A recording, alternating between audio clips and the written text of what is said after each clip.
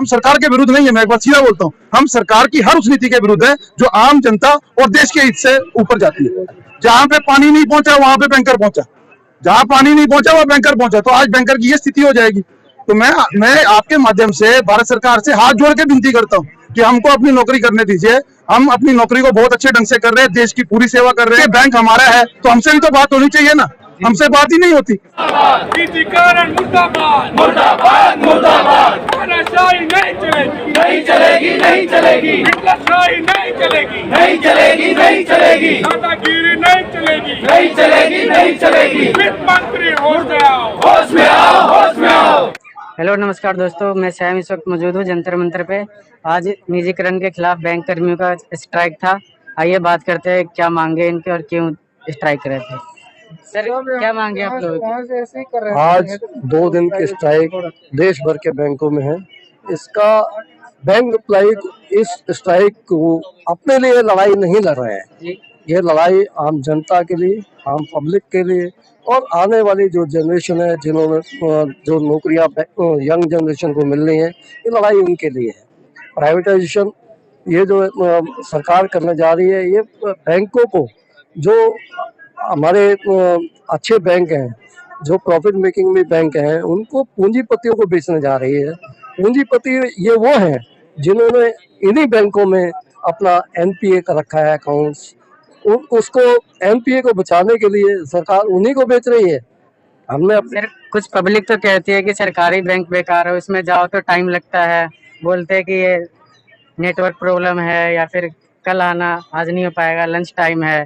तो आम पब्लिक आपके साथ क्यों दे? आप आम पब्लिक जो कि ये कहती है कि नेटवर्क की प्रॉब्लम है, हमारा नेटवर्क, हमारे जो अकाउंट्स हैं वो करोड़ों में है। जो प्राइवेट बैंक है उनके अकाउंट्स बड़े लिमिटेड नंबर्स हैं। They are charging for operating the accounts. उसमें कोई भी उनसे जो सर्विस लेते हैं उसके वो चार्जेस लेते हैं। हमारे नेशनलाइज्ड बैंकों में ऐसा कुछ नहीं है।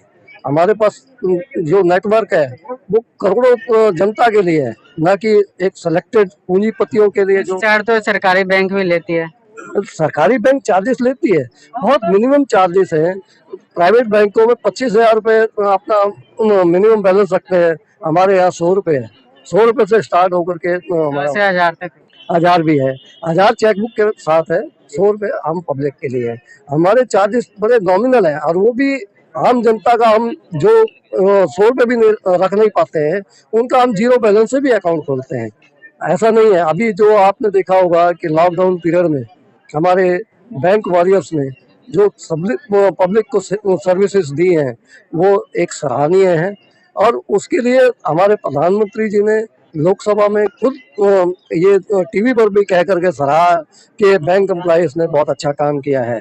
और आज उसका ये नतीजा दे रहे हैं कि बैंकों को प्राइवेटाइज करने जा रहे हैं। कोई भी सरकारी योजना आता है, कोई भी, चाहे जनधन हो या फिर मनरेगा हो, उसके पैसे सरकारी बैंक में ही आते हैं, प्राइवेट में नहीं आते। हमारे जितने भी सरकारी पॉलिसी है वो सरकारी बैंकों में आती है। क्यों? उसका कारण क्या है? तो प्राइवेट बैंक इसको लागू ही नहीं करते। सर आपसे जानना चाहूंगा, आप लोग क्या क्या मांगे, आप क्यों इकट्ठा हुए हैं?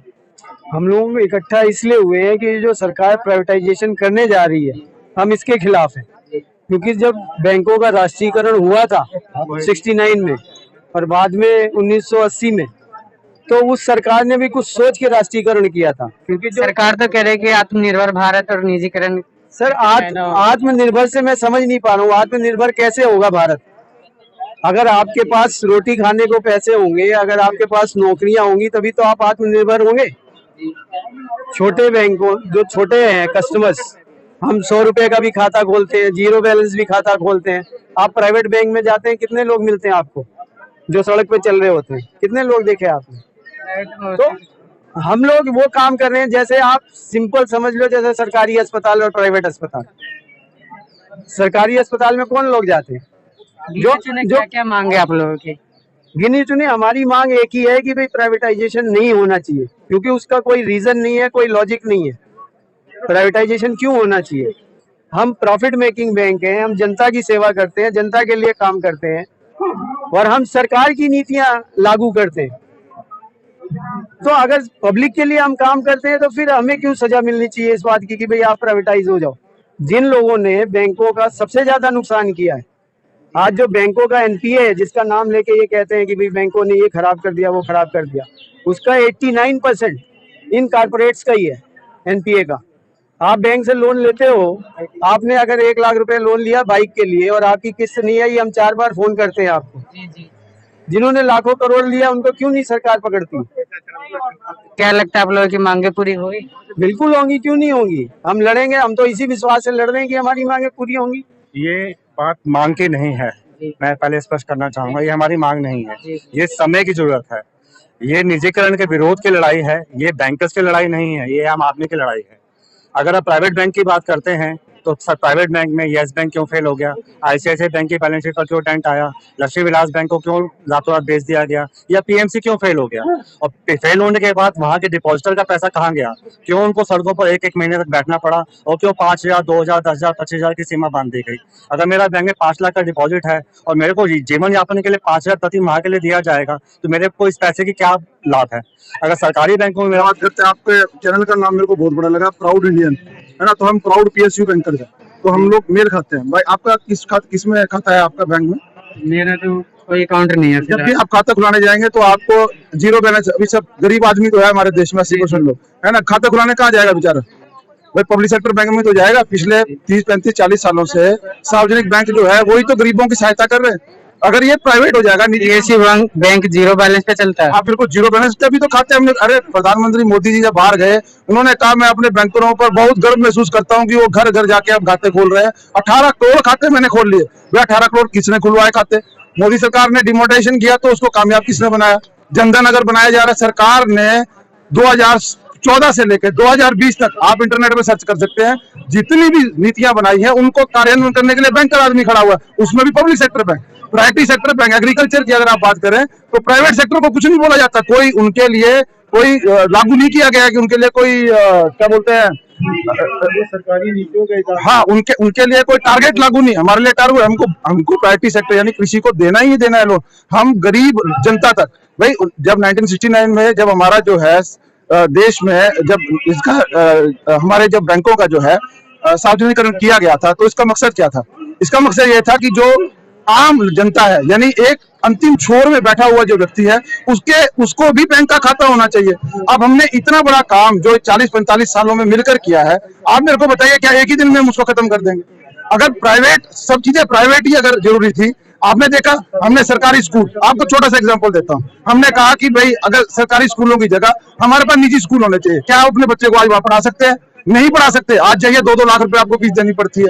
आप जाइए सरकारी अस्पतालों में, अगर आप निजी अस्पताल में जाते हैं तो क्या आपको आसानी से काम हो जाता है? आपको जेब में पैसा चाहिए, भाई जनता की जेब में पैसा हाँ कहाँ। और सबसे बड़ी चीज जो आज बोली जा रही है, बेरोजगारी। भाई एक बैंकिंग ही सेक्टर ऐसा है, मैं आपको चैलेंज करके कहता हूँ, जहां पे आज रोजगार मिल रहा है, तो आपके इस रोजगार को भी बंद करना चाहते हैं। हम सरकार के विरुद्ध नहीं है, मैं एक बार सीधा बोलता हूँ, हम सरकार की हर उस नीति के विरुद्ध है जो आम जनता और देश के हित से ऊपर जाती है। तो मेरा आपसे अनुरोध रहेगा कि आप जो मीडिया वाले हैं, वो एक माध्यम है हमारे लोगों का, हम गरीब जनता की सेवा करते आ रहे हैं। हम युवा हैं, हमारे युवा साथी कल आएंगे, आप भी यहाँ पे आए, युवा की ताकत देखिए। हमारा युवा रूरल बैंकिंग में काम करता है, जहां पे पानी नहीं पहुंचा वहां पे बैंकर पहुंचा, जहां पानी नहीं पहुंचा वहां बैंकर पहुंचा। तो आज बैंकर की ये स्थिति हो जाएगी। तो मैं आपके माध्यम से भारत सरकार से हाथ जोड़ के विनती करता हूं कि हमको अपनी नौकरी करने दीजिए। हम अपनी नौकरी को बहुत अच्छे ढंग से कर रहे हैं, देश की पूरी सेवा कर रहे हैं। जब जब हमारी जरूरत पड़ी है इस देश को, चाहे वो डिमोनेटाइजेशन की बात हो, चाहे वो अभी हाल ही में जो लोन देने की बात हो, जब जब सरकार ने हमें कहा, हम कभी पीछे नहीं हटे। हम बैंक वाले जितने भी हैं, सरकारी बैंक वाले, कभी पीछे नहीं हटे। उन्होंने हमारा मर्जर कर दिया, फिर भी हम मानने को तैयार हो गए। लेकिन अब आप हमें बेच ही देंगे, हमारे अस्तित्व को ही खत्म करना चाहते हैं, तो ये चीज बर्दाश्त से बाहर है। तो आपके माध्यम से मैं चाहूंगा कि पूरी जनता को ये बात पहुंचे कि जनता का पैसा जनता के पास रहना चाहिए। जनता का पैसा आज सार्वजनिक बैंकों में सुरक्षित है। अगर वो निजी लोगों के हाथों में जाएगा तो कल उस पैसे का क्या होगा, उसका कोई रोल नहीं रहेगा। रिजर्व बैंक ऑफ इंडिया जो है उसको भी इस चीज को देखना चाहिए कि अगर आप पूरे देश के जितने भी सार्वजनिक क्षेत्र के बैंक हैं, उनका मिलकर डिपॉजिट लगाइए कि कितना डिपॉजिट हमारा देश के लोगों का हमारे पास है, जिसको हमने इतने सालों से सुरक्षित रखा हुआ है। अगर आज वो किसी निजी व्यक्ति के हाथ में चला जाएगा तो क्या वो देश के लिए उपयोग में ला पाएगा? हमें इस चीज को गंभीरता से सोचने की जरूरत है। तो आपके इस चैनल के माध्यम से प्राउड इंडियन, एक प्राउड पीएसयू बैंकर ये कह रहा है कि सरकार को इस पे पुनः विचार करना चाहिए और जो भी स्टेक होल्डर है, देखिए बैंक हमारा है तो हमसे भी तो बात होनी चाहिए ना, हमसे बात ही नहीं होती और निर्णय ले लिया जाता है। तो हमसे बात करिए, हम आपको बताएंगे कि कैसे इन बैंकों को और अच्छा किया जा सकता है, इनका गवर्नेंस कैसे ठीक किया जा सकता है। जब वो हमसे बात करेंगे तो डेफिनेटली देश के हित में जो कुछ भी होगा, बैंकर पहले भी कभी नहीं हटा और आज भी कभी नहीं हटेगा। धन्यवाद आपका।